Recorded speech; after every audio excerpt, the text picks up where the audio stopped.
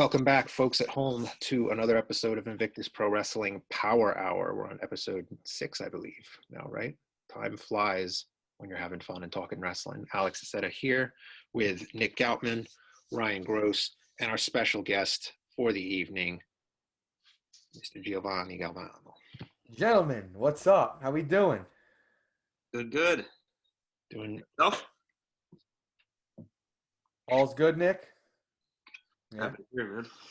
fantastic. Yeah, it's good to be here on the Bauer Hour. That's where it's at. happy to have you here, man. Yeah, starting off the new year right. Although we had Leroy was our first guest for the new year. Mhm. Whatever. We're still early January, so Gio, we have some questions for you, my friend, and you can give us your question segment. you can give us your candid answers into that fancy snowball microphone of yours. We can Yeah, hear. whipped it out. This is a couple years old, but it belongs to my broski Vincenzo, who I know he's gonna be watching this. It will be. And whipped it out, and it's working. And I feel it's my first time doing a podcast with this whole gimmick, and it feels good. It feels professional. Nice. Yeah. I have one of those at home, but I'm not home right now, as you can tell from my background being different. Anyway, Looks like Jason Voorhees is about to come up behind you. I was literally about to say it. Looks It really does. my grandma's basement, yeah. And you know what? The worst part is he probably would be able to break through this very easily because this is not glass, as you can tell. This is just with a trash bag. this is He plastic can wrap. do it easily, but he's going to do it in a dramatic fashion. I mean, yeah. It's going to be machete coming right through the plastic. Yeah. Didn't Tyler make a video about? Oh no, that was Michael Myers. A day in the life of Michael Myers for Halloween. It was on his YouTube channel. He had to be like shirtless for the opening part, of course, just like him in the mask. Yeah. The sexual factor to it. Anyway, Gio, first question for all of our guests is always the same. How did you first become interested in wrestling? I know this story, but this is more so for my co-host. Yeah, I shared this story a couple of weeks ago on the Sign Rip podcast with Joey G. Another shout out to someone who I know is listening. And I'm going to take you back, fellas, all the way to 2003. Gio Galvano over here is 8 years old. And me, my brother Vincenzo, and my mom, we decided to take a trip to the video store that night. And you guys remember video stores. We had one right by our house, Captain Video. This is mom and pop video shop. And Vincenzo and I, that night, we were in the mood for like a fighting game. We loved PlayStation 2. We were so into it at the time. We had all the sports games. We had some racing games, but we were missing like a fighting game. So we're scouring the shelves when we get there. And we come across WWF SmackDown, Just Bring It, with The Rock on the cover. And we're looking on the back, and we're like, yo, this is it. This is the game. We got to go home and play it. And so we rented Just Bring It. We got home that night. I still remember to this day who I chose. I chose Prince Albert. That was my first guy. And then Vincenzo chose Triple H. And I still remember that to this day, and we joke about it. But so we got the game. We're playing it, having a blast. And then that week, we're flipping through the channels. And we go across UPN 9, and SmackDown was on Thursday nights at the time. And Kurt Angle was on the screen. And me and Vincenzo were looking at each other, oh, it's Kurt Angle from Just Bring It. So we just got hooked from that point on. Wow. It was great. It is. I always thought that story was so interesting because usually it's like, you get into it from watching it on TV and then you go buy the video games. But in your case, it was sort of switched. Yeah. I mean, the thing about video games, I notice it with my nephew. My nephew, he's gonna be 7 in a couple days, and he loves these video games because you can engage with it. It's something that you're engaging with, and that's what you see with these kids now, where it's like they're watching YouTube channels of guys playing video games because it's something that they can do. So once we were interacting with these superstars and playing with these superstars, and then we see them on TV, we were flipping out. So yeah, it's funny how that. You're right. Yeah. What can I ask you a follow-up question to that? What made you go for Prince Albert? He looked so tough, dude. He had the he had the bald head and he had the piercings. Yeah. So he looks so mean. I'm like, this guy's gonna help me win. That's fair. I miss the like nostalgia of like the style, like the old school games. It's cool now with like all like the detail and everything, but there's something definitely to like the classic, like blown up over the top figures. Yeah, no, for sure. Yeah. For sure. And I mean, and the option, you had a lot less options back then in terms of like roster size, Yeah. It was like maybe 20 something people or 30 something people in the game. Now it's so many, it's hundreds. So it's, they got you focused in on a couple guys. Mm-hmm. Of course. Yeah. So next question then would be, at what point and how, I should say, did you actually like make the decision like, all right, this is what I want to do, and decide to pursue training to become a wrestler? Yeah. So then I'll take you back a couple years until when I was 19. I finished up a year of playing soccer in Italy. And that's what I wanted to do after high school. I wanted to go there, pursue the soccer dream. I had some good opportunities over there, got some good experience. But in the end, I was like, I wasn't happy and missed my family, wanted to come home. And I had a feeling the wrestling thing was calling me. And I played college soccer for a year, but I got to the point where I was like, I got to go wrestle. I just felt it in my heart. So I'm like, I'm 22 years old at this point, and I'm like, this is it. This is the time, and I used those couple of years between playing soccer in Italy and finally making that decision to put on some muscle and just transform into who I wanted to be in the ring. So, that was like the battle in my early 20s. Because that's the time where everyone's getting pressure. Or what do you want to do with your life? What direction you want to go? And that was, I think I was 22 when I finally knew. I was like, this is it. I got to wrestle. I have to. And yeah, I spent that time building up my body, like I said, and just getting ready for the new challenge. Nice. Well, So it's pretty cool because with wrestling, you're able to incorporate your love for soccer into your wrestling too. So I mean, you really can't incorporate wrestling into soccer, but so it's cool that you were that's able the to do beautiful that. thing about Yeah. wrestling, about Right. this industry, right? It's like, you could take something and spin it in any direction. If it clicks, it clicks. If Yeah. it gets over, it works. And that's the cool thing about it. And I mean, you could be whoever you want to be in this industry. So, and these are things that I've learned this as I've grown into it. I still have so much to learn, but I saw it pretty quickly. I was like, wow, this is the world where you can be anything you want. yeah. So it's exciting. And so besides just like the actual like gimmick, like was there anything that you were able to take from your time playing soccer and apply it to your wrestling career? Oh, 100%.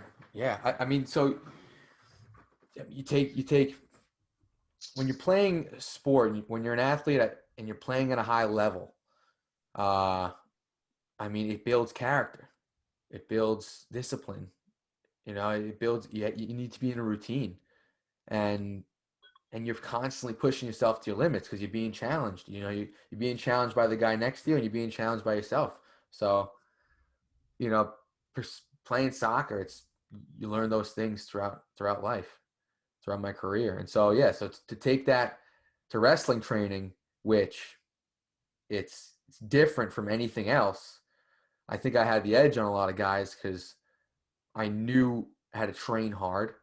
I knew how to be in a group environment, encourage the group, but also, push myself to my limits and then just incorporate the athletic background into a very athletic thing.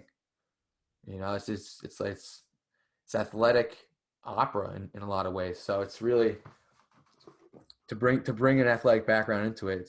It's a huge transition. Very important. Yeah. No, I like that a lot. And I like that term, like, what you say, athletic opera. It's like, Yeah. Well, that's shout out to, my master, my teacher, Bully Ray, who, that's how he referred to it as. So And yeah, it is. It's really that's what it is. There's nothing like it. There's nothing like pro wrestling. Yeah. And that reminds me of so you're even before you got into wrestling, like you were no stranger to sort of combining like the entertainment side and the athletic side of things with your do you want to tell them a bit about your talent show performance back? It's so funny because I was thinking about the show earlier today, and I had a feeling you're going to bring this up. I don't Yeah. know why, I just had a feeling. But yeah, my sophomore year, I was taking a dramatic arts elective class in high school, and great group of people in this class, and it was taught by a great teacher, Miss Beth Ann Carter, who Alex and she just she encouraged people to express themselves, and the final project of the class was to put on a talent show for the high school. So I remember watching Britain's Got Talent when I was 13, and there was this guy Jeremy Lynch. He went on there and he did soccer juggling, soccer freestyle, and he blew people away with it. And I remember thinking, like, I could do this on the talent show, because soccer freestyle was something that it was like I compare it to skateboarding, where it's like that was like my means of getting around. Like when I got home, it was like I dribble a soccer ball around my house. I go in the backyard, I was juggling, flipping on my head. In the living room, in the basement, I just always had a ball on me. So to go out in front of the high school and just put a good upbeat techno song on and just start busting some moves on stage, it was definitely it wowed a lot of people, and I wowed myself at that time. I was like, wow, I could, I set my mind to something, think outside the box, it could work. So, and it was cool. I won the show. Yeah, we definitely have to dig up that footage at some point because it really was a sight to see. Very impressive. It's on YouTube, yeah. Pull it it up. is. Yeah, oh yeah, I remember it is on YouTube. Yeah. So moving back into talking about wrestling, so you obviously you were kind of like more of an old school style, which I always thought, we've talked about this, I always thought it was really interesting that you were having been trained by Bully Ray and Tommy Dreamer, guys who made a name for themselves with the more hardcore, like EC Dub style, like that their approach to teaching was very conservative, actually. Like they really made sure that you were grounded into the fundamentals first. So I'm curious, what are your thoughts with all that in mind? What are your thoughts on the modern wrestling product? Interesting question. As with anything, there's going to be an evolution of sorts. And, now, we live in a world where we can get so much variety and we can watch anything. We can control the content that we digest, in the world we're living in now. So it's cool to be able to, the pro wrestling industry, you could find any flavor of ice cream that you like. And you could watch New Japan and get a great mix of strong style and athletic wrestling. And then you can go over, watch some Lucha Libre in Mexico. You could look at all the promotions that are growing right now in this country. It's amazing. It's all different styles. And I just think with more variety, there's more opportunity for the fans to enjoy, and more work for us workers out there. So it's a beautiful thing. I think the industry is going big places. Absolutely. Yeah. Oh, I like that answer. I think it's true. Don't yuck someone else's yum. Wrestling is diverse enough, especially in this day and age, that there's something for everyone. Right. So who are some of your biggest influences in wrestling? So my top two when I was growing up, it's funny, very different people. I watched when I was 10 years old. My older brother, he gave me the Rise and Fall of ECW DVD, and that blew my mind that there was wrestling out there that existed like that. And so I was 10 years old watching that DVD, and I was watching Sabu, and every time that guy hit the screen, I could not look away, because he just put himself through the ringer, and he put his opponent through the ringer, and he was so creative with the way he used the ring, the way he had like a relationship with the wrestling ring. He could hit you with a move at any angle, any moment.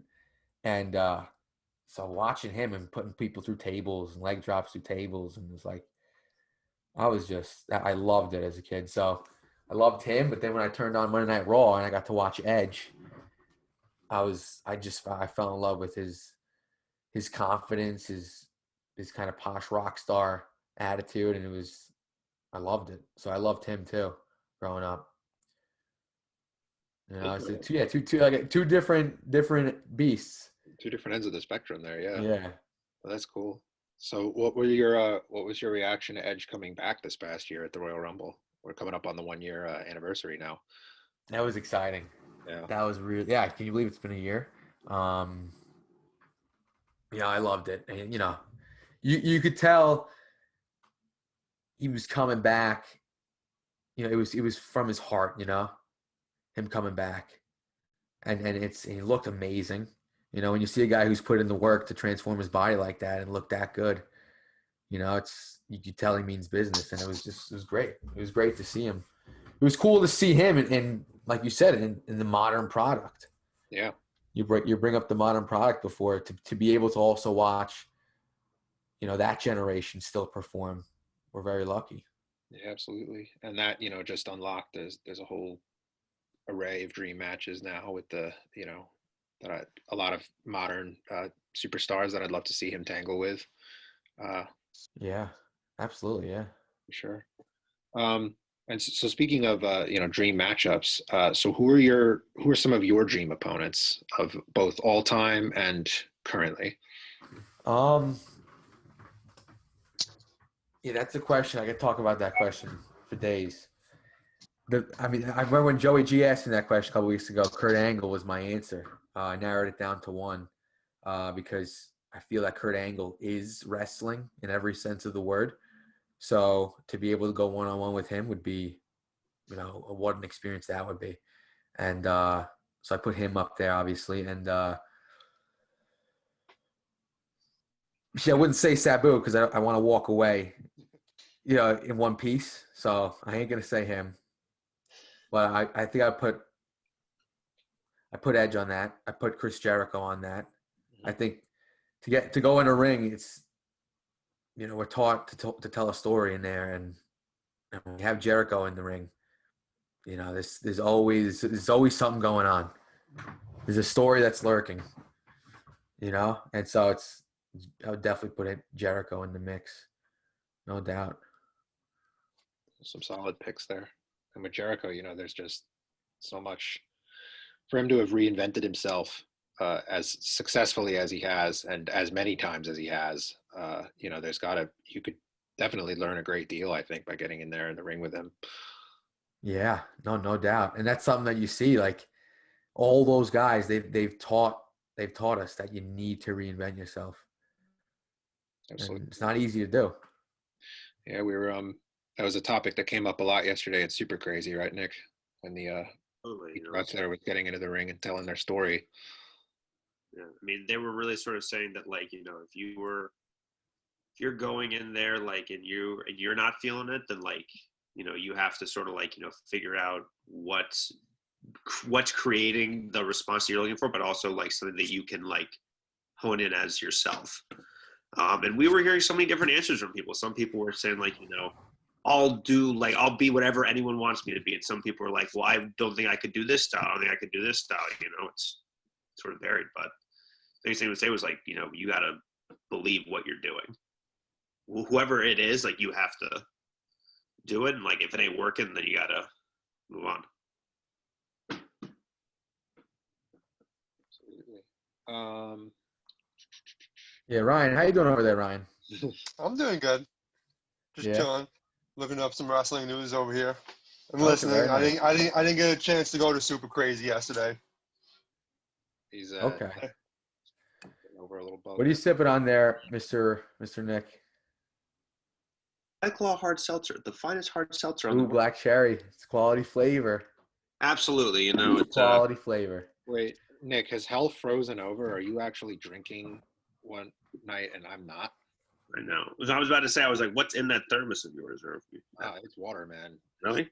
Pure H2O. I did drink a tall boy Modelo right before this, but That's it. There you go. So Nice.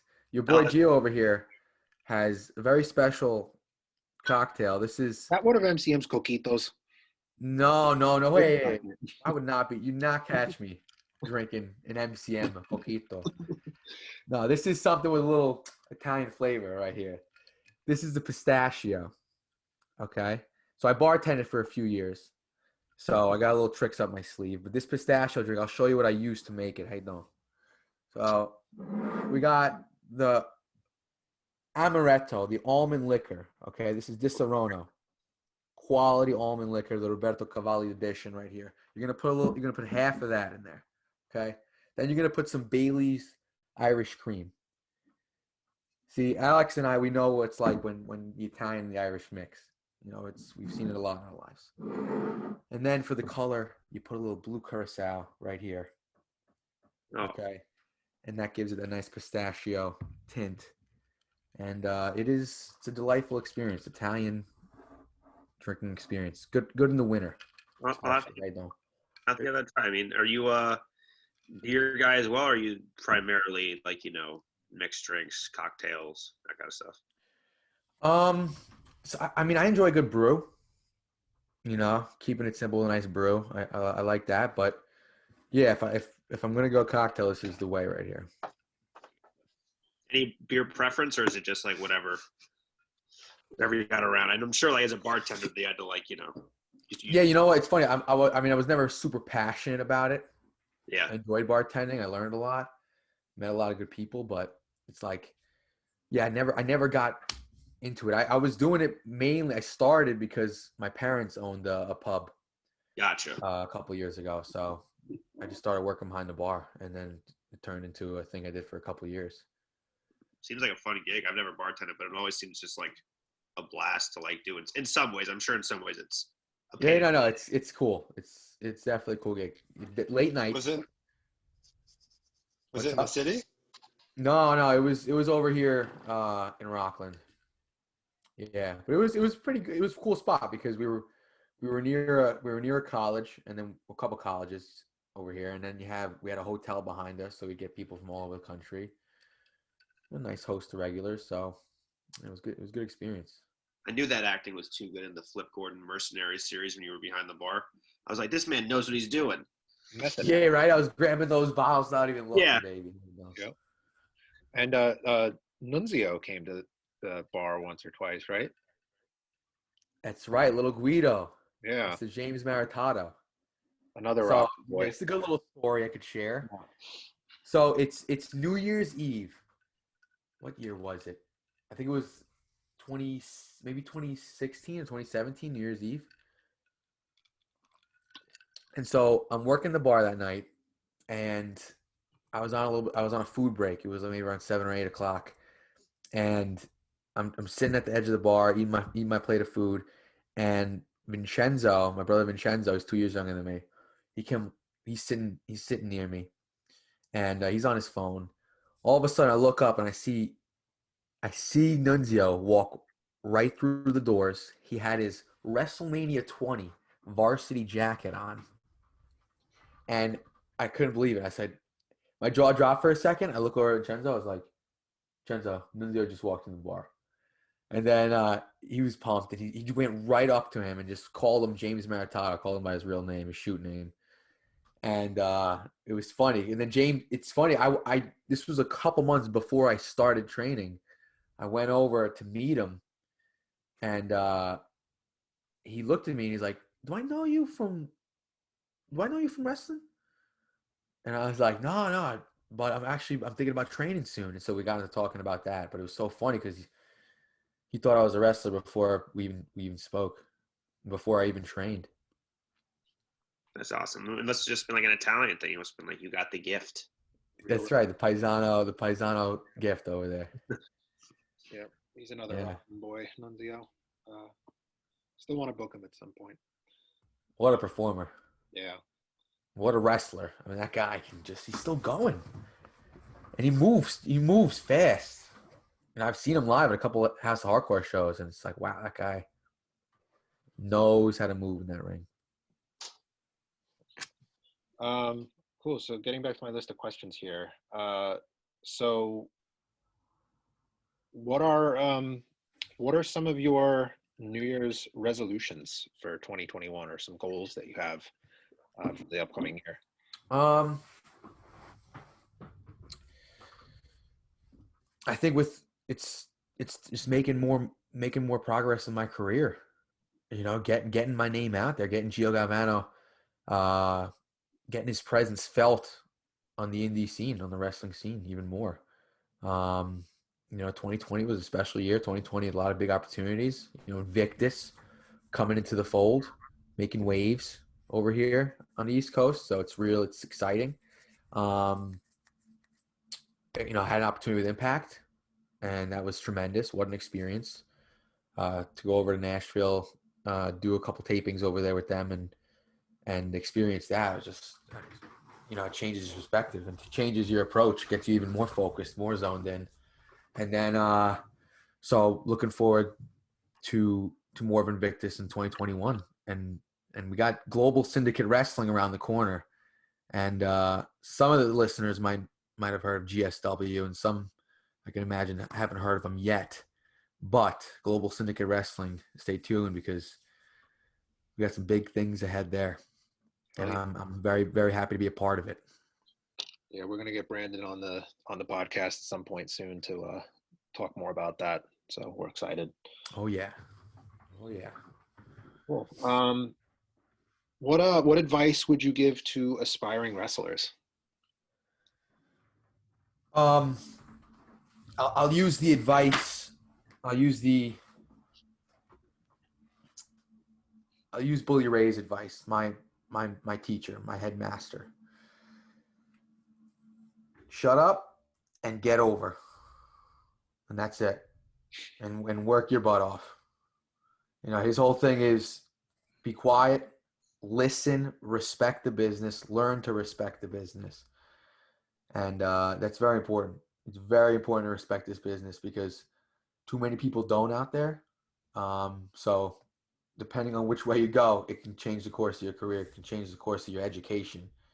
So listen, and when it comes down to it, you got to stand out. You got to find a way to stand out, and that's part of getting over. Getting over, that's it. That's it. If you can get over in this business, then you're set. So, absolutely, I like that. Clear, concise, to the point. All right. So my last question, and then we'll turn it over. Nick, Ryan, I don't know if you guys have questions, right. but I'm sure everyone at home wants to know. What are your thoughts on this social media tournament? So this past Friday, we saw, spoiler alert, we saw Gio, you defeated Ray Jazz in the first round match, which means you're on to the semifinals, where you will be taking on the 6'12", 15% of a metric ton, Big Trouble Ben Bishop. How are you feeling about that? So, yeah, you talk about this big guy, this big man I'm facing in the semis. Doesn't matter how big my opponent is. When you're coming off a victory in a wrestling match against Ray Jazz, then you should be feeling pretty good, because to beat him in his own game, that's big. It's not easy. So, no, I was excited to face him. Definitely talk about respect. I have respect for that man and his athletic ability and what he's done in the sport.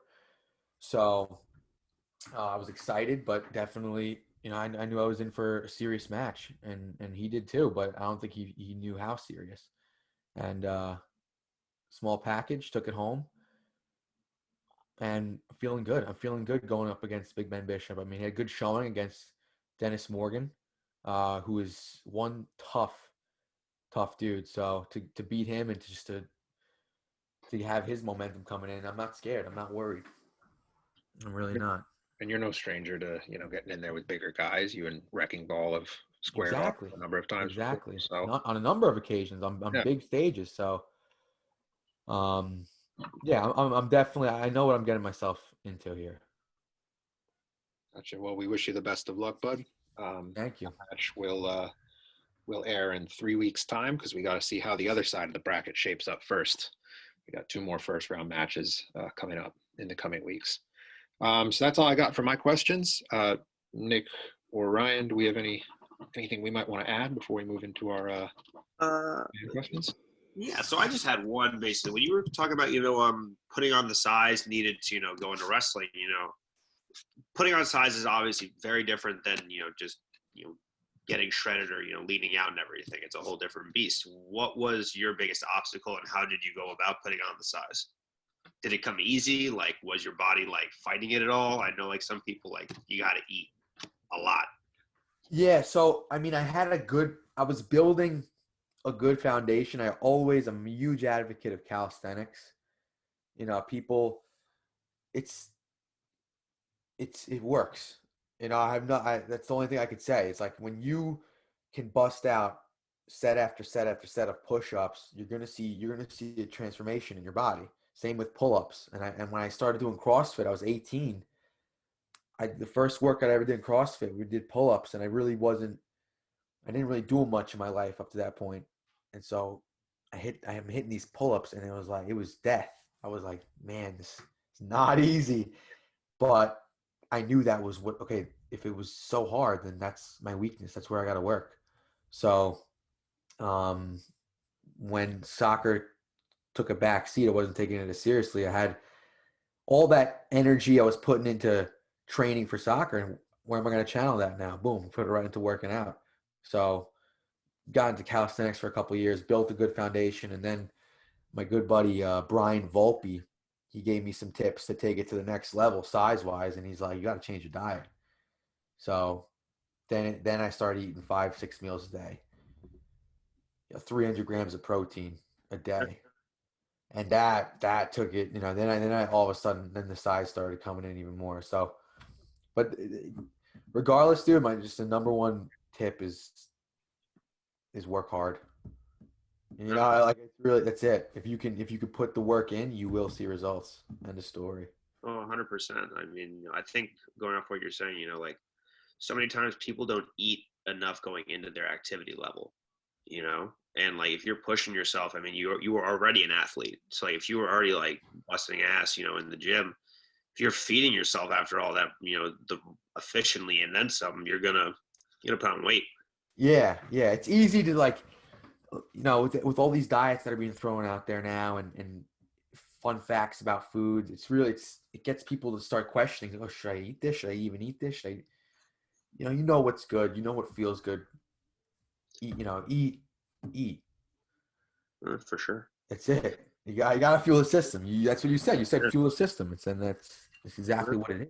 Absolutely. No, it's basic and it's hard. It's not easy, especially, it's like, when you're on the last 1 or 2 meals of the day and you're just like, I don't have any room or appetite for this whatsoever, but you got to get it down. Otherwise your body will just start getting smaller again. At least everyone reacts different, but yeah.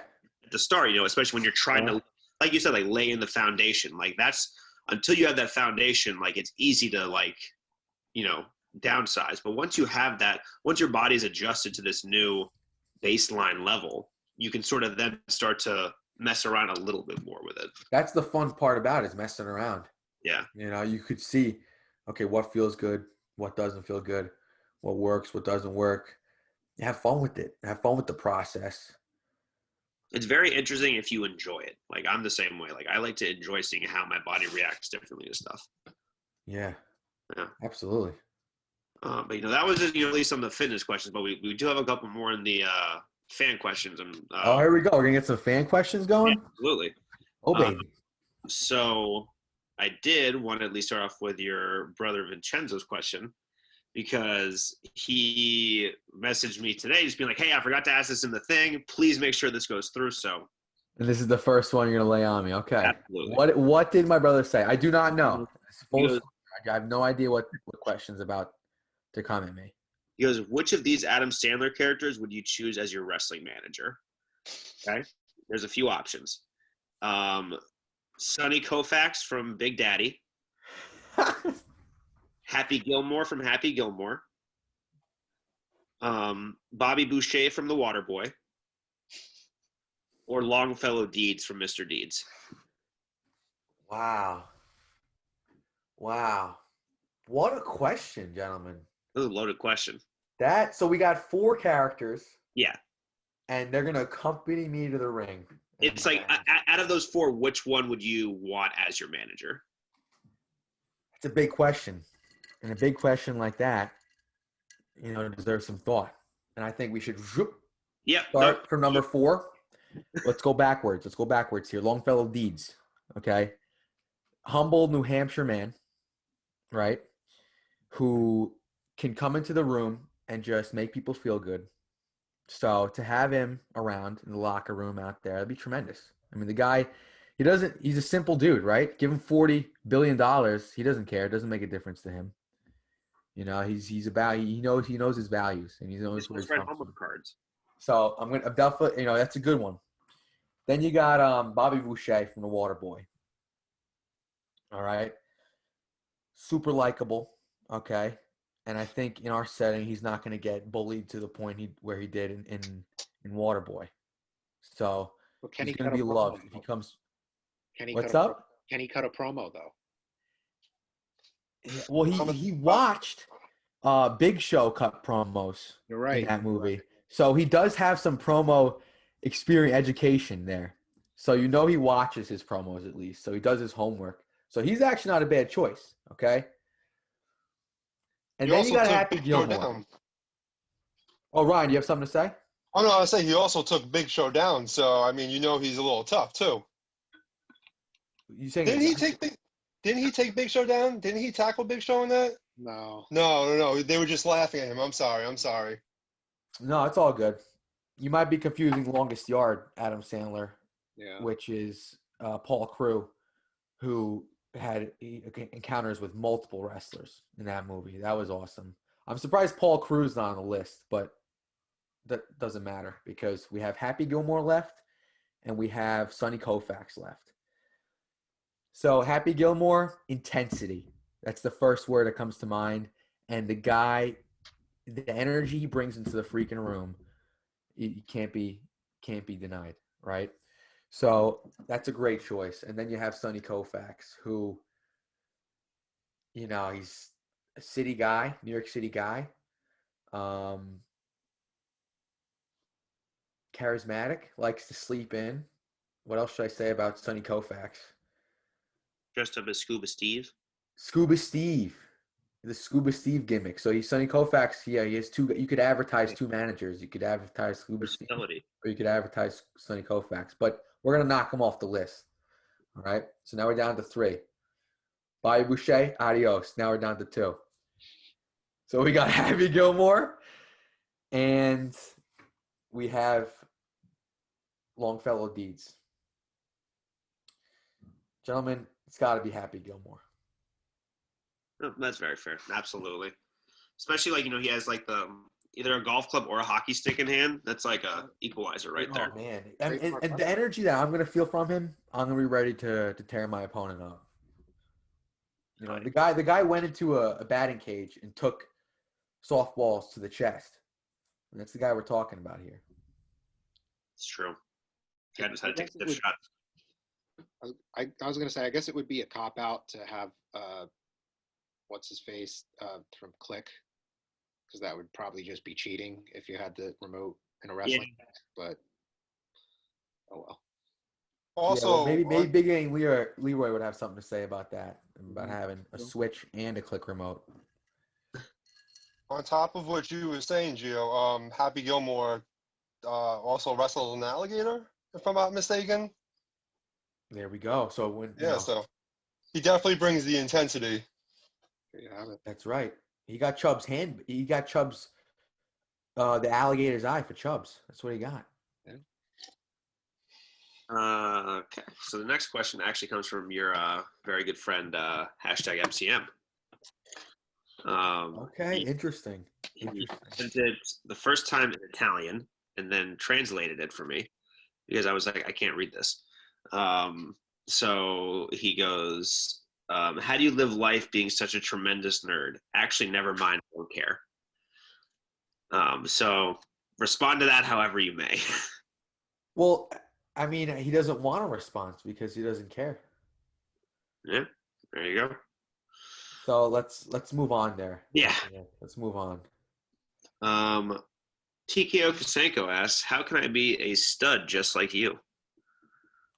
Well, TKO Kosenko, I'm surprised that question is coming out of his mouth because that kid's a stud. I mean, look at the YouTube channel he's got, and he's got the Bella twins just on both sides of him making. I mean, just look at that.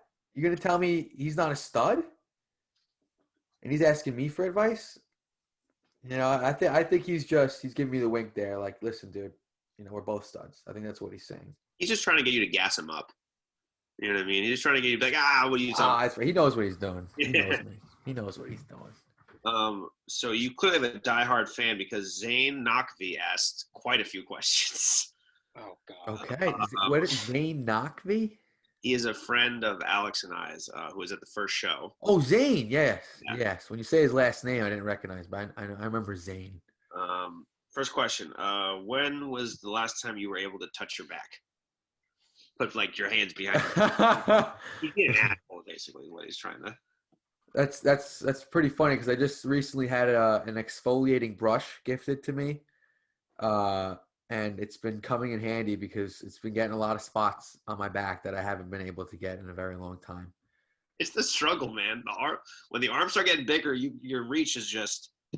And like I said, I love my pull-ups, so yeah, you know what I'm saying. You got the lats in the mix, and it's. You know, you need the brush to get everything. You know, and I have good people in my life who look out for me there. So there you go. That always helps. Don't worry, Zane. I'm scrubbing the back.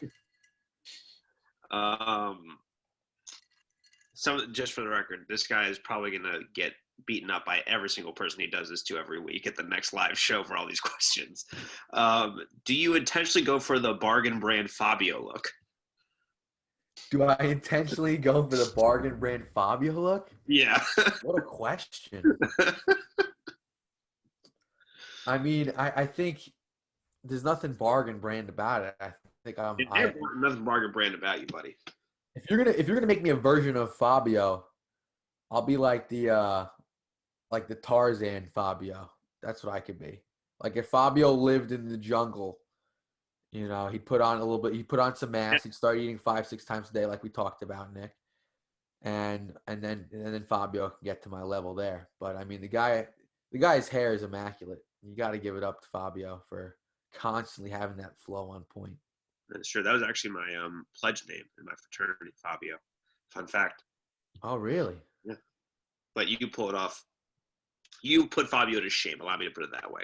Oh, thank you, man. Mr. Gio. Of course. No, that's funny.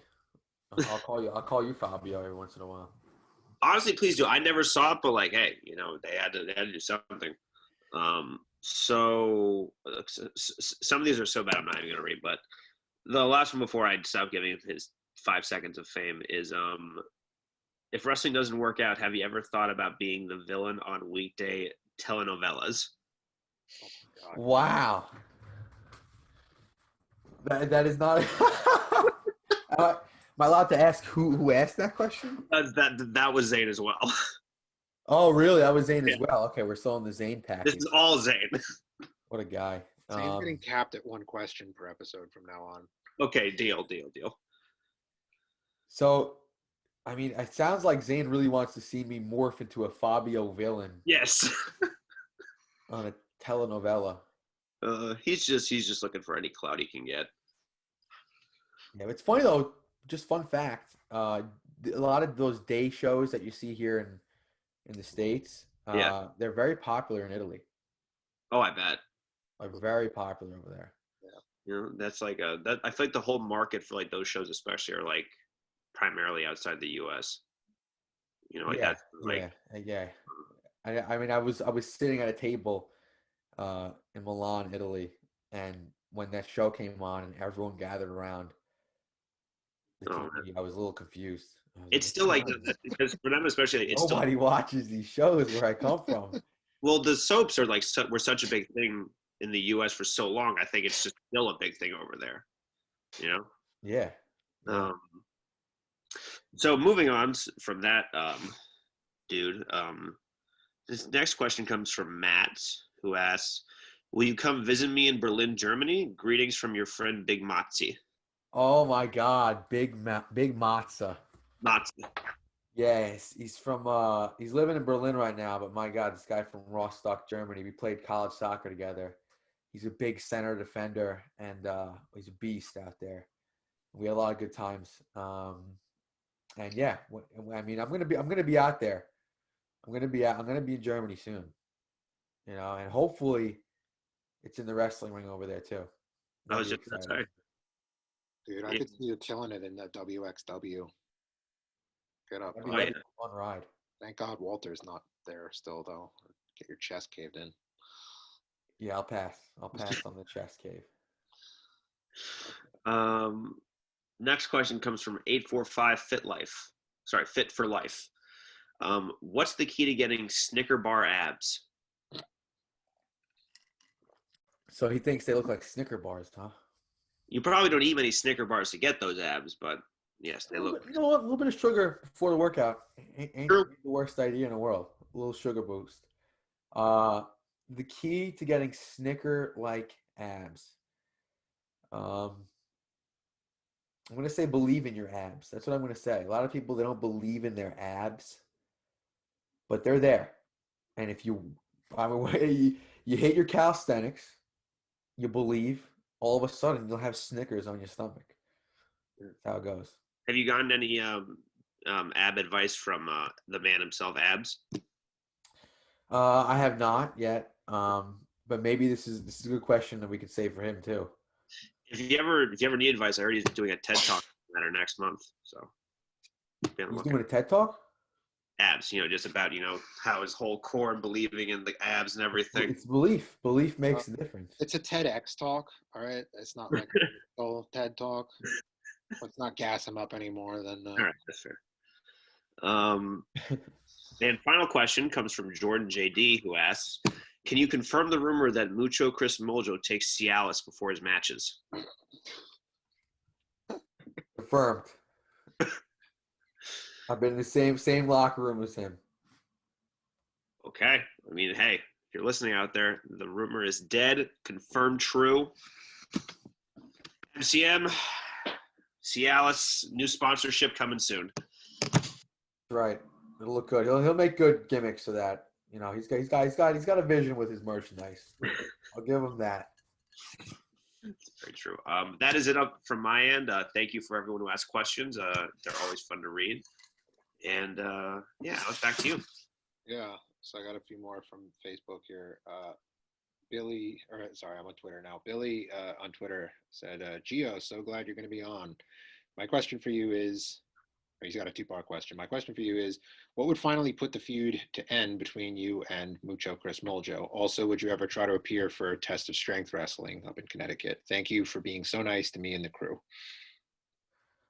Yeah, I recently heard about Test of Strength. And now, the more work, the better. So, yeah, that'd be interesting. And as far as the feud with #MCM,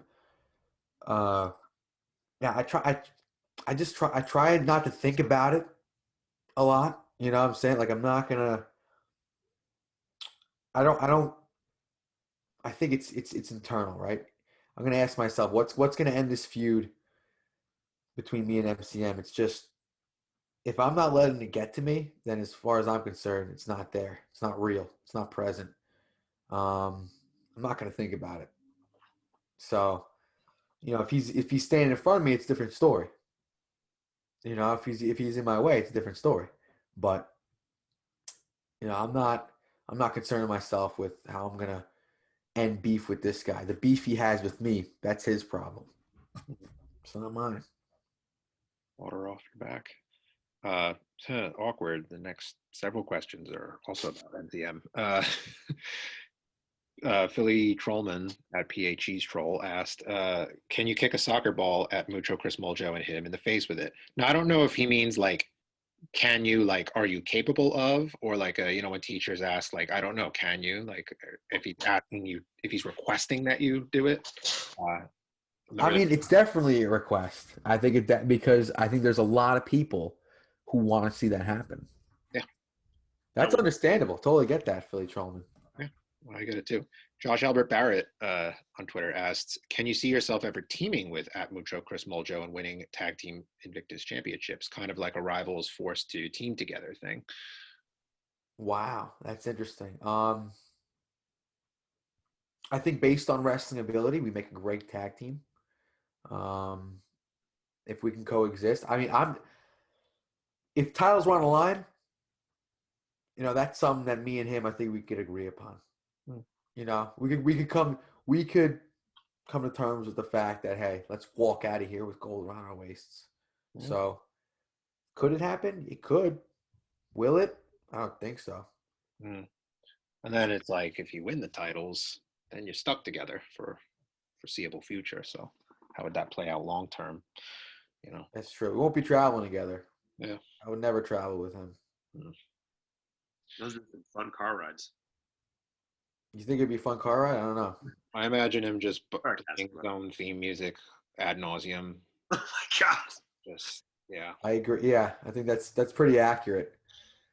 I'll bring my headphones. Oh God. Moving over to Facebook now. Philly Trollman also asked, what's the best cheesesteak and how do you enjoy it? The best cheesesteak. I'm a sharp provolone guy, and I love my onion too. So, sharp provolone with onion. That's what I'm doing. I would love to share a cheesesteak Philly Trollman one day. That'd be pretty fun. Find out what his favorite is, because he is Philly. That guy. He knows what he's talking about. He is actually a sandwich, allegedly. Yeah. So I mean, if I could sit down with a sandwich, eat sandwiches, and talk about sandwiches, that's the dream. I thought you didn't do drugs, Gio. Well, sandwiches are asking me questions. No, it's true. Right. You send these questions over to me. You're right. Last question from Joe Vermont. Yes, my man Gio. First, got to say thank you for allowing me to interview you on the second episode of the Sign Rip podcast with Joey G. Shout out. Now down to business. 1, do you think your feud with MCM could carry over in other promotions? 2, what was the feeling like going into your first Northeast Wrestling match on Studio Wars against Wrecking Ball Legursky? So to the first part, I'm not surprised he's coming up with all these questions. I get it. We have a history. And I will say this, I respect his wrestling ability. I think if he focused on his wrestling ability more, instead of all the nonsense, he'd have a better time. But the guy's got wrestling ability. I'm not going to deny that. So I could see him down the road anywhere, and that wouldn't shock me. And then working with NEW, with Northeast Wrestling, another big thing that happened to me in 2020, and to get that experience was awesome. Because right now with the restrictions, we're not able to work in front of a crowd, but to have more opportunities for tapings and stuff like that, it's awesome. And so to show up at NEW and to be fed the big man himself, Wrecking Ball Legursky, that's telling me, okay, I have an opportunity here, and I had an opportunity to showcase what I can bring to the table, and I pushed Wrecking Ball, pretty close to his limits. I mean, he got the win, but yeah, we went toe to toe. Yeah, that was an excellent match, and we turned some heads in NEW. So, and that's a great, and that promotion right there, it's huge. So yeah. And I was going to say that match too was made even more special because Gio, back years ago before you even started training, you and I went to Northeast Wrestling together as fans. That's right. Rumble in Rockland, and we saw Wrecking Ball in the ring at that show, and I remember just sitting there being like, "Holy shit! Like, I wouldn't want to get in there with that guy." And then that was before either of us knew him personally. Yep. And now it's so funny, all these years later, like you went back and had a match in an NEW ring against him. It's just wild how those things play out. It really is. Yeah. You know, it's so true. So that concludes our questions. So let's roll right along into our clip of the week. Oh, baby. All right, we are back, and it is time for our clip of the week. So for a little bit of background here, as has been implied through some of our past conversations, for the fans that may not know, Gio and I did go to high school together. We grew up together. And while we were in high school, our first endeavor into the wrestling business was we got our start, as many folks do, backyard wrestling. Our promotion, the Rockland Wrestling Federation, was had a rise and fall that is comparable to that of ECW. Fortunately, we do have some video footage of our first and only event saved to the interwebs. So I'm going to share my screen right now, and let's take a look, shall we? Here we go. 2012. 2012. So we are going on 9 years ago. Yes, that's hard to believe. Yep. So I'm going to full screen this. So this is just the highlights. These are not, but the full matches are available on YouTube if you search Rockland Wrestling Federation. We got our logo here to start off. Very original. Someone's doing you very soon for that. Well, obviously. The Stanford lawyers are calling now. Before it even, yeah, seriously. While we're recording. Yeah. But that is who did that? I actually have to know. Like, was there like a guy who was good at photo editing in your group, or was it Vincenzo did it, I think, right? No, I did that one on iPicky. Okay. Nice. I found a font that was just like it. I was so pumped. I was like, oh, I can put the R in there. Yeah. All right, so let's have a go.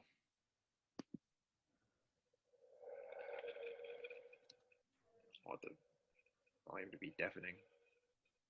Yeah, because we got some saliva coming at you right now. Oh, don't want copyright either. Yep. Okay, so Yes.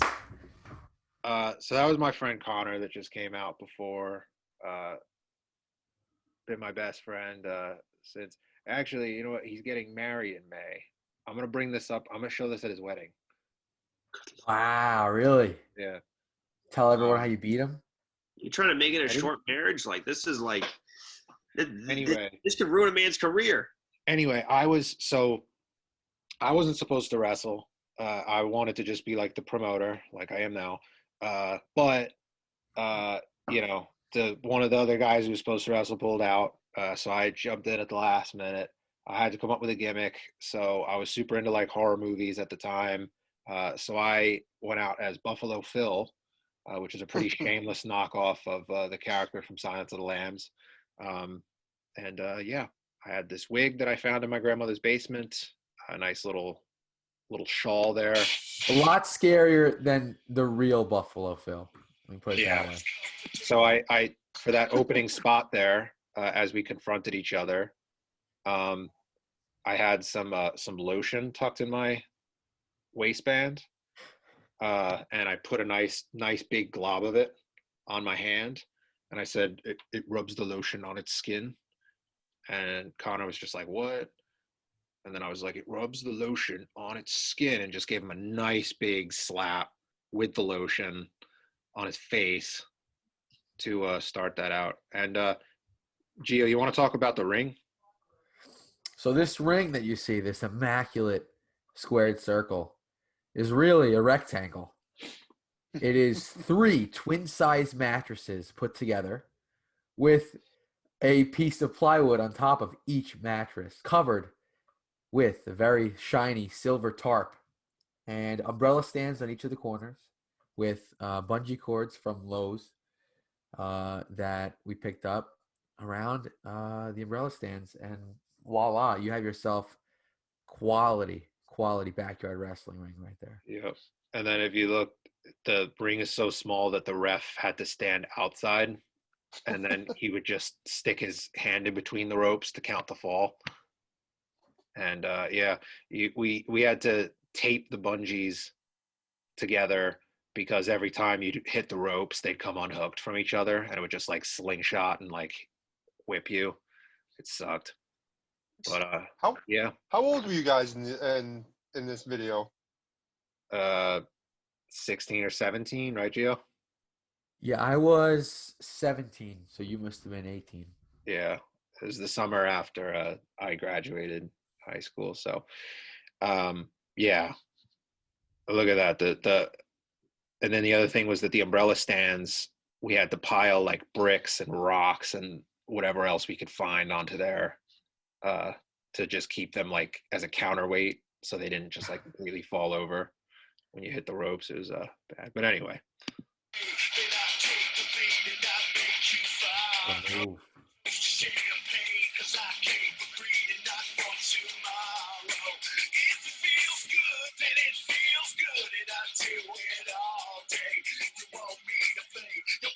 Oh, choke slam. Yep, choke slam. Nice little post-match attack here.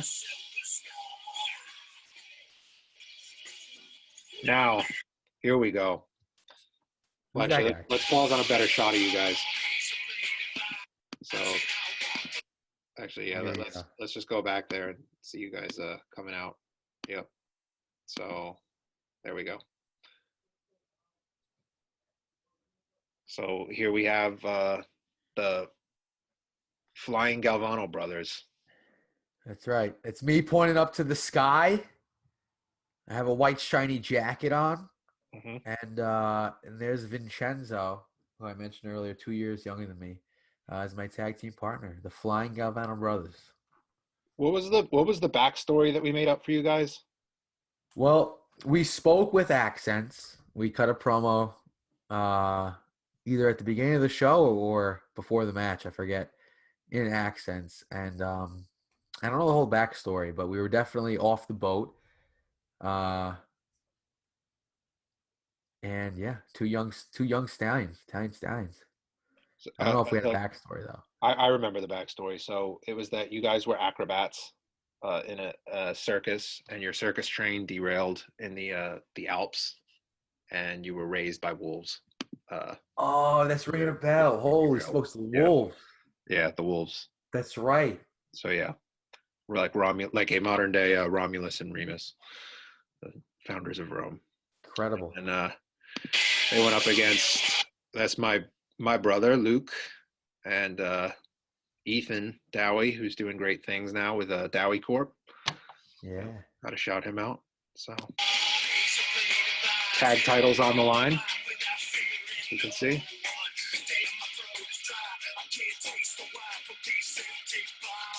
Here we go. Why don't you do that move anymore, bro?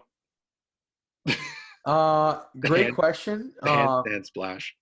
I don't know if it looks as impactful as it did there. Yeah. For some reason. And as you can see, people, that's me. I'm gonna say 50 pounds ago. Yep. 40 to 45, 50 pounds ago, right there. That is, yeah. You've undergone quite a transformation. Yeah. Physically. Yeah, look at that. And the hair as well. I have a blonde mohawk going in honor of a Italian soccer player, Mario Balotelli. Oh man, wait, we got to go back and see that one again. Oh, this was big. Yeah, this is my suicide dive. Whoosh. That was pretty badass. And then, of course, we hit the 3D dramatic thing. What an elbow from Vincenzo. We get a replay of that right before. We got a ref bump in there. Oh my God.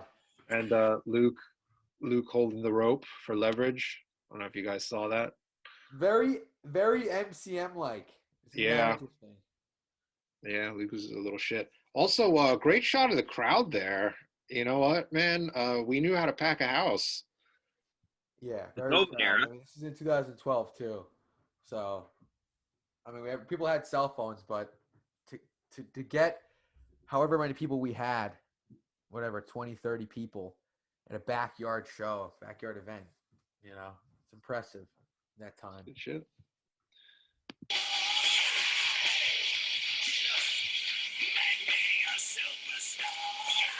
So now we did a. Here we go. So now we did the post match angle where you know, because of that miscommunication, we had the brothers turn against each other. Vincenzo was not happy, and if we could just rewind a little bit here, you could see that was he gives me a cycle kick straight bicycle to the kick here. Boom. Oh man, that was good. Yep. So there you go, Alex. You can introduce what's about to happen. So now we have a hardcore match with the brother versus brother. Settle the score.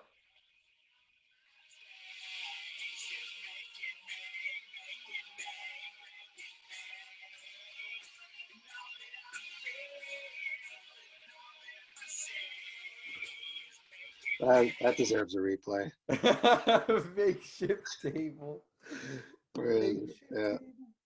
Oh, yeah. Boom. Yeah. Look at the girls in the back. They're all like, ah. Yeah, getting a lot of laughs. And then you see we can see some ladies who are hands facing their hands. Yeah. I love the little ladders that we had, the little step ladders. Yeah, right? Made the most of them.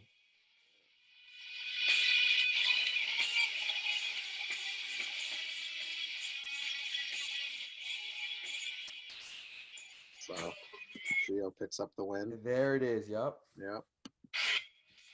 So okay, pause it right here. Pause it right here. Pause it right here. Oh, wait. Pause it right here. Wait, so yeah, go back.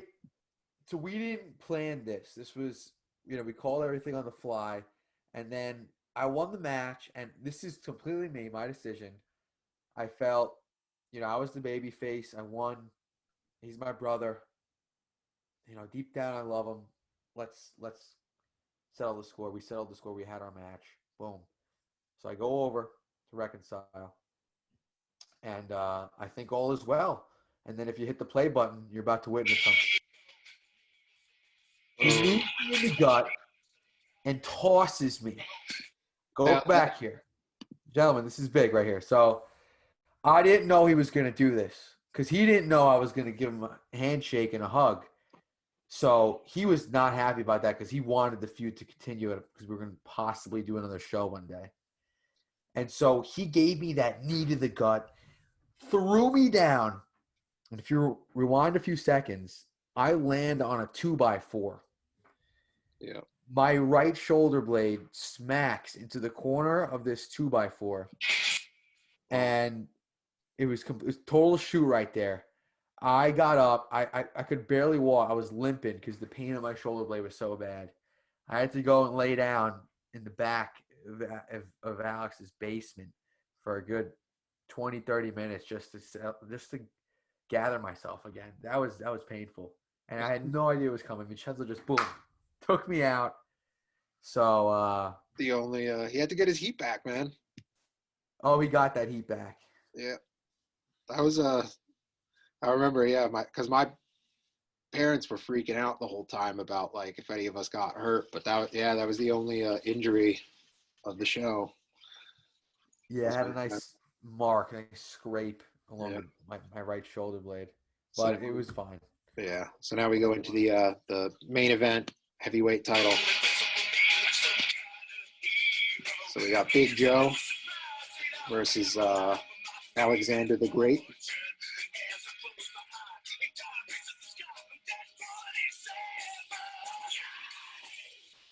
Look at that.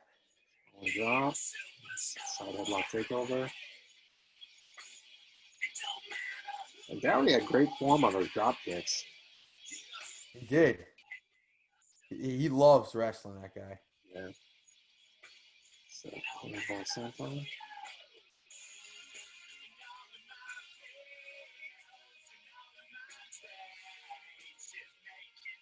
Oh, man. Back and forth. Choking out with the shirt. That's great. That was the only chair we could find. Little red chair. What a match.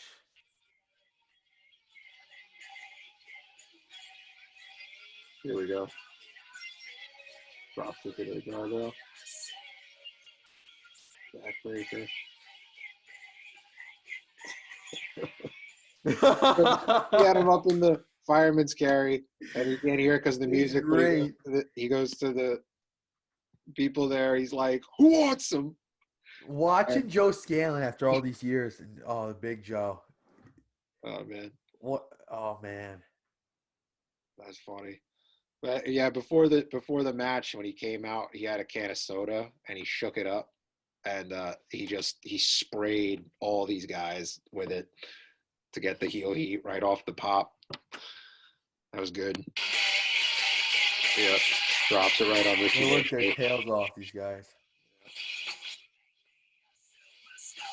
Good spear. Reverses the choke slam into the DDT.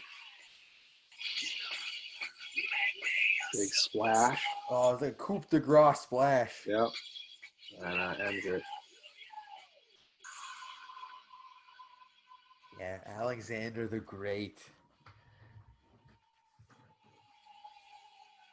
Reign supreme.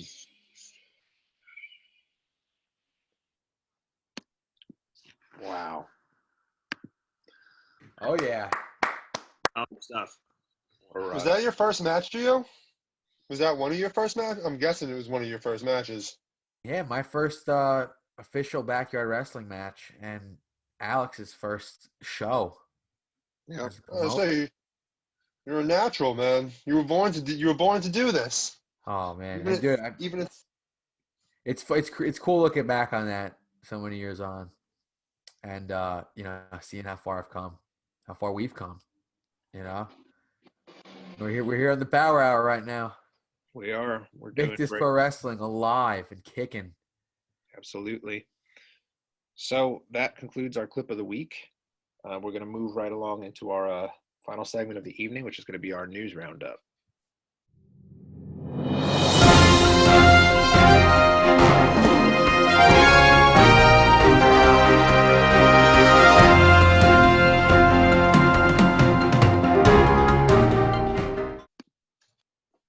We're back, ladies and gentlemen, for our news roundup of the week. A couple things going on in the world of wrestling this week.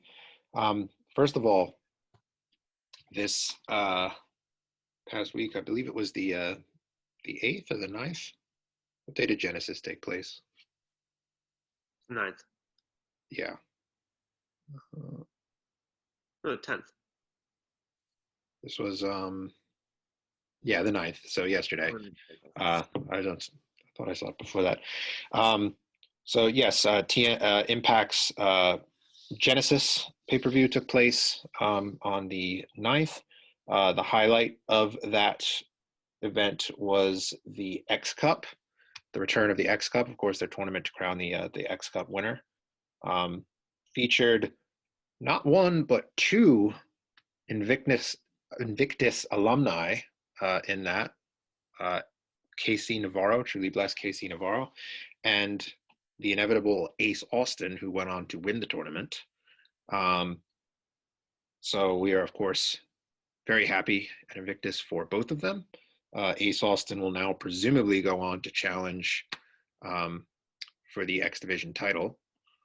But really good stuff. I hope that this is the beginning of, Casey Navarro becoming more of a recurring figure at Impact. I think he fits into the X Division very well.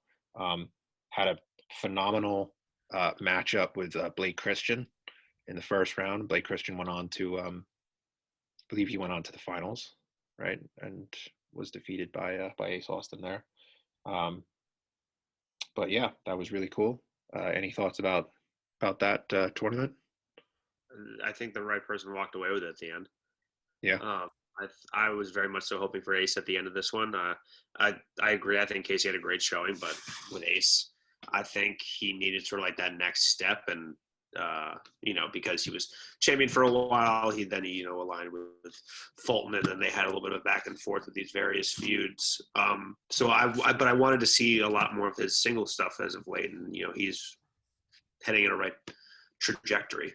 Yeah, for sure. I think out of the entrants in the tournament, first of all, I obviously thought it made sense to have an Impact contracted person, pick up the title. But yeah, definitely looking forward to seeing him challenge Manic / TJP, especially after his tweets about recent political events, which we don't need to get into. And then we have coming up one of the biggest wrestling events of the year, which of course is the Royal Rumble. And it's going to be a weird one this year because of COVID. I get the card so far pulled up. So that's going to take place at the end of the month. But they have been lining up. They lined up the first obviously they're going to have the men's Royal Rumble and the women's Royal Rumble match taking place.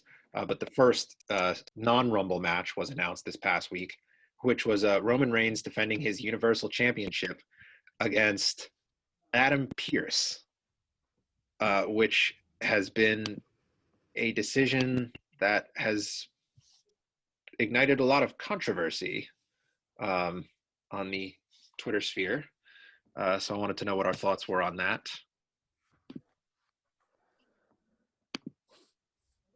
Well, hey, it's more times that they shock people, the better.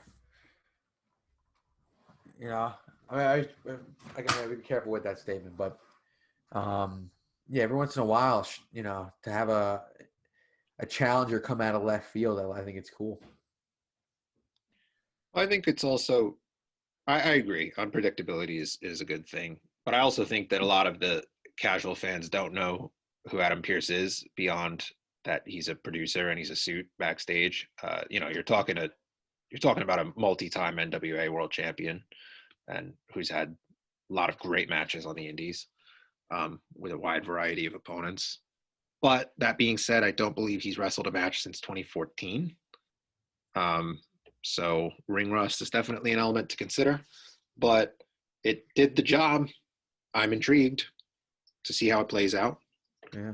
So we'll see what happens. Another topic that's been, discussed quite a bit with the Royal Rumble is how COVID is going to influence the booking of it. Obviously, there's concerns about having a certain amount of wrestlers in the ring at one time. So I'm wondering, what our thoughts are on that. If, are the WWE precautions that they have in place, is that enough to, put those fears at ease, or is it going to be a, I don't know. So wrestling in a pandemic in general, in my opinion, is going to be a risk. You're doing contact on contact with no masks. I'm not saying, it's I'm saying out of all the things you could be doing during a pandemic, wrestling is a high risk thing. I think I understand if they maybe do that, but I think, you're already in the locker room in the back. You're already around each other so much. I think if you're in the ring for a certain amount of time, I think it's a part of the Royal Rumble. I think obviously if it's a health risk, I understand the need to change the booking, but it sucks. If it doesn't feel the same. I think in general this Royal Rumble is not going to feel the same. There's not going to be, in my opinion, any big names that return. They might want to throw some cash towards it to make it feel like a spectacle, but it's hard to throw cash towards big names on a card when there's going to be no pop. No real pop, I should say. Yeah. Excuse me. I know that they've sweetened it, but I know. I hope for the best, though. Hey, I could eat my words, and it could be one of the best Rumbles ever. It could be a cinematic Rumble. Who knows? Oh my God! Could you imagine? Yeah. But I'll wait and see. I've been surprised this past year when I was very pessimistic about some of the things in wrestling in terms of how they're going to pull it off, and they have. So never know. There you go. So yeah, I mean, Cinematic is a cool idea, though. if they don't do it, I think we should. Oh, for sure.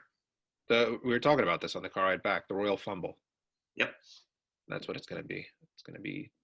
I'm going to book all just the worst gimmicks and people from the indies imaginable, and just all have them in a ring. Yeah. Royal Fumble. Royal Fumble. Yeah, it's going to be great. But yeah, I mean, any early predictions for the Rumble, or is it kind of too early to tell? We want to wait and see as more entrants are revealed. Who's been revealed so far? Ooh, I don't know off the top of my head. It looks like Daniel Bryan, Bobby Lashley, AJ Styles, Randy Orton, and Otis so far. There we go. Yeah, I So can't we got those guys. I'm going to go with a wild card pick. John Morrison. That's my wild card pick to win the Rumble. Not even knowing if he's an entrant in it. That's my pick. Interesting. So you had Styles, Lashley. Daniel Bryan, Bobby Lashley, AJ Styles, Randy Orton, and Otis. Yes. And for the women's, it's Nia Jax, Charlotte Flair, Bianca Belair, and Bayley. Yeah, I don't know. I don't really feel confident making any predictions based on just that. But Rumble's still a few weeks away. We'll have a few more episodes of the podcast to talk about it. Well, maybe Lashley with the Hurt Business. It's true. They could factor in here. I was gonna say maybe if I'm gonna make a guess and say Big E. That's a good one. He hasn't been announced yet either, but I have a feeling. But yeah, kind of a slow week for wrestling news. So that's all I've got so far for us to talk about. Before we sign off for the evening, Gio, any social media presence, anything you want to plug to the fans at home? For those listeners, if you have Instagram, please follow me at Gio_Galvano. It's GIO_GALVANO.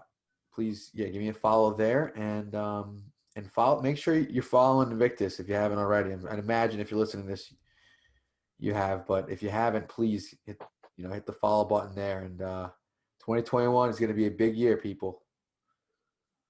We proved in 2020 nothing can stop us. Absolutely. We Proof. got big things up the pipeline with this social media title tournament and beyond. Yeah. But yes, we'll put those social media handles for both Gio and ourselves in the video description. Hope you all enjoyed listening to this episode of Invictus Power Hour. For Nick Goutman, Ryan Gross, and our special guest Gio Galvano, I'm Alex Aceta, and I will see you next time.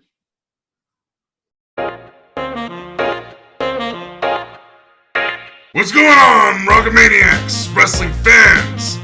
I'm the Maroon Goon himself, Machismo Charismo, Bronco Bronson, and I'm here to tell you about the future of Invictus Pro Wrestling. You see, right now, they're going through many different endeavors. You can go on ProWrestlingTees.com and buy all the t-shirts they got that are on sale now for about $20 each. And you can also watch their shows that they've done so far. Eruption and November Rain, they're both available on Gumroad for a $9.99 bundle. You get to own both, brother, baby. You better believe it. Woosah!